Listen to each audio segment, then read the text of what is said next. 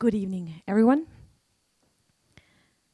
So glad that all of you have come here today for the Remembrance Day. 70 years ago, the World War II ended. Mr. Meron was one of the victims and also one of the survivors. My story is a similar story to his, only goes back 20 years. I'm going to bring you back first to 1982, the year that I was born, on the 31st of December, last day of a year. Poor mother of mine, no party, delivering me. I was born in a privileged family with money and opportunities in the former Yugoslavia, now Bosnia and Herzegovina. All my future was bright. I was going to study, go to the university, and had all the chances that a man can have. But then, 1992 hit. I was 9, just like Mr. Meron, when the war started in former Yugoslavia.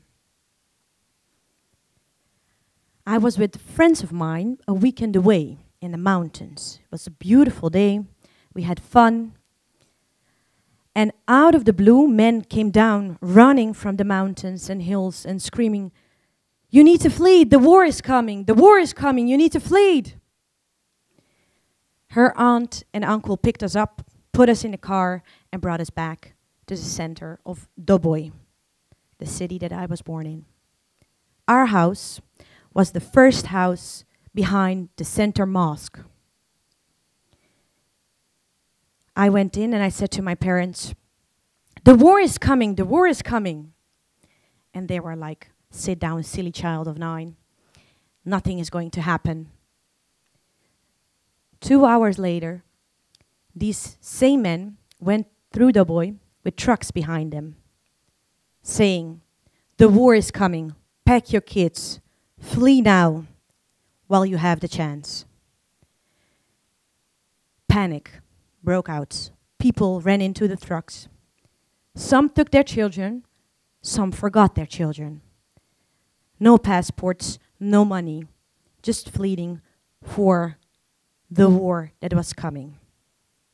My parents, no, it's not possible that my neighbor, my best friend, my colleague could become my enemy in just one night and one day.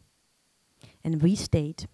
We didn't stay in that house behind the mosque because they knew that that was going to be one of the buildings who is going to be bring down. So we went into the flats with friends and family.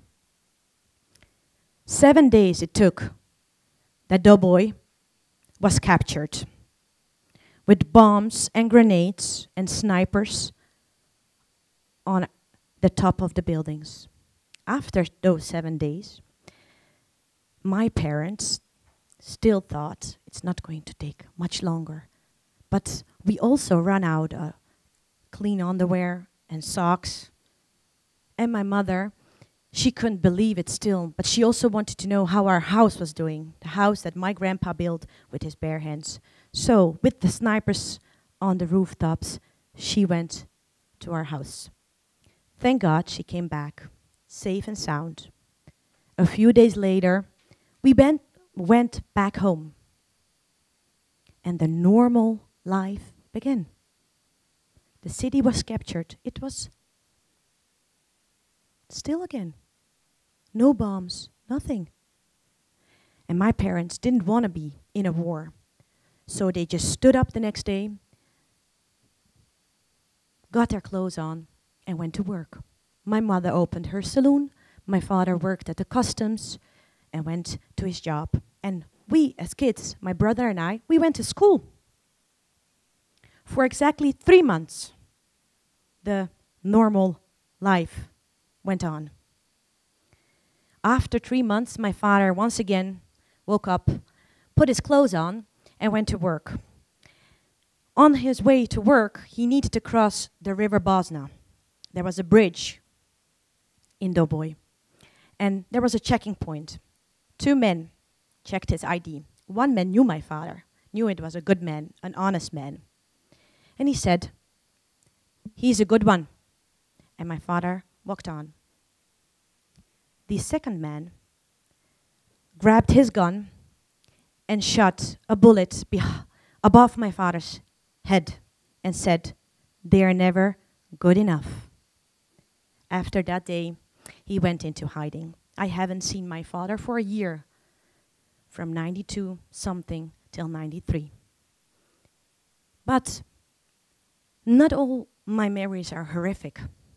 I have also very beautiful memories of that war, because I didn't have to go to school. My mother didn't have to work. My mother took the responsibility for all our neighborhood, all the friends and old people living around. She collected medicine for them. My uncle had a big pastry with a lot of stock, flour, butter, honey. So we had no hunger. And all the people that we knew that had, we brought food. We brought medicine. And sometimes, hand by hand, we went through Doboj, into the mountains, to places that I didn't even know that existed, people that I didn't know that they existed. And we brought them something. My mother was a hairdresser, so she cut their hair. But there was no phone, no water, no food, mostly. But hygiene had to be taken care of. So we went out one day into the mountains, walked a long way. It was a beautiful, beautiful day, like this, somewhere in April or May. We went to a house of an old lady and an old man. My mother was supposed to cut their hair, but this lady didn't want me to sit there and wait. She said to me, "Come, come." And then she brought me to a little garden, a patio in between the houses. So I was safe. And when she opened the door, there was a garden full of strawberries. She gave me a red bucket, and she said to me, "You can pluck them, as many as you want, in this red bucket." And I was so happy. For the first time in such a long time, I had something great, something sweet, something so beautiful.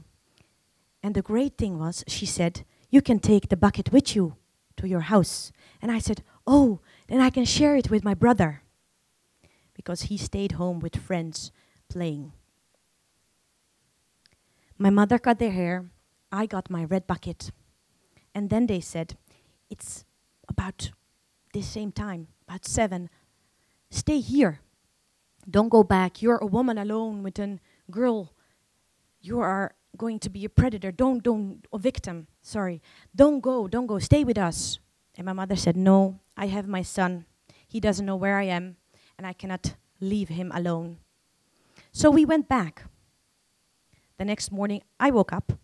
I went out playing with my Serbian friends, the Orthodox friends, because they become my friends. They came into the houses of my real friends who went away. And after playing, I came home. And my mother said, "Please sit down, I need to tell you something." The nice lady and the nice gentleman that we met yesterday, last night, they were slaughtered at their houses. And they hanged them up on their houses, like this, to prove to people what they are capable of. So my mother saved our life by not staying that night at that home. And these wonderful people gave me such a great gift, a gift of trust, of love, of having nothing to give, and still gave me that red bucket of those strawberries. And I have still my voice to tell their story. And the war went on and on. And after 1.5 years, the time came that the city needed to be cleansed. And genocide happens in different ways. Our way was that we needed to pay a lot of money to get on a convoy to move from Doboj to Belgrade, the capital city of Serbia. That meant for us that we are going to Lion's Hole, not knowing if we're going to survive that trip. My father had great Serbian colleagues and friends. Whenever there were riots or razzias, they would warn us so we could hide ourselves. And also, when we were supposed to go on this trip, they stood there. There was a school playground where we all were collected. Our stuff was all looked upon. You weren't supposed to take any pictures. I was 10, and I had wonderful pictures of my last summer vacation, and I hid them in my bag. And I also prepared my own photo album to bring with me on the trip, not knowing where I was going, but I forgot that at home. But I did have those pictures, because pictures are also identificational material. But they didn't look into my bags. They did ask me if I had money. And my father gave me 100 mark, the German marks, and my brother too. And I said, no, I don't have any money. And thank God they believed me. If you can imagine, the convoy was like this room, full of people, packed, with bags, old people, sick people, children, babies. There were 3 buses, full. And then we sat on those buses, went to Belgrade. And just in front of Belgrade in Subotica, the friend, as it was promised to my father, was waiting for us. We got out, and we were safe. We stayed at his house, and that night, I was in the bedroom with my mother, and out of the blue, she started ripping her photos of when she was young. And she said, I wish I wasn't born. I wish I wasn't born into this life. At that moment, my mother suffered a post-traumatic stress syndrome. The moment that she didn't have to survive anymore, that she didn't have to care for so many people, that she could cope and see what she has been through. And at that moment, I became her mother, and she became my child.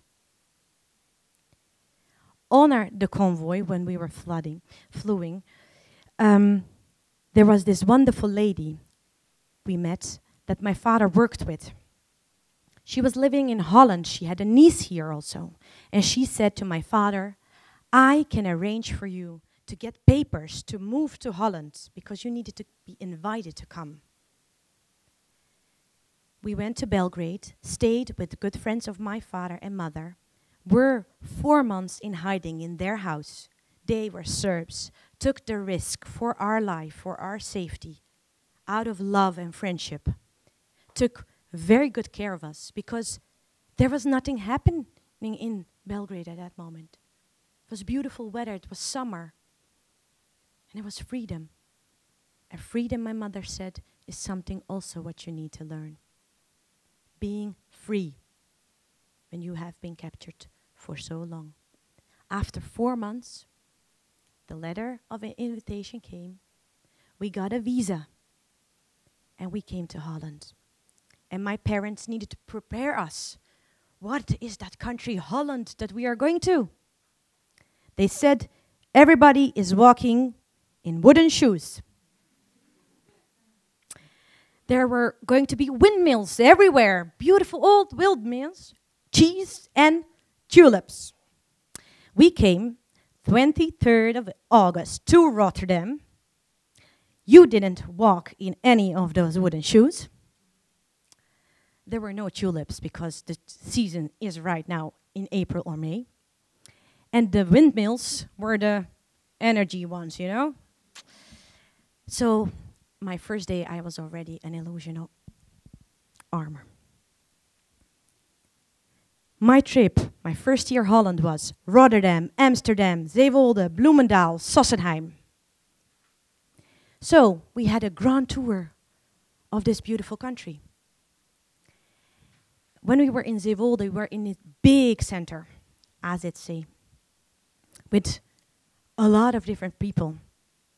For the first time in my life, I have seen black people in real life.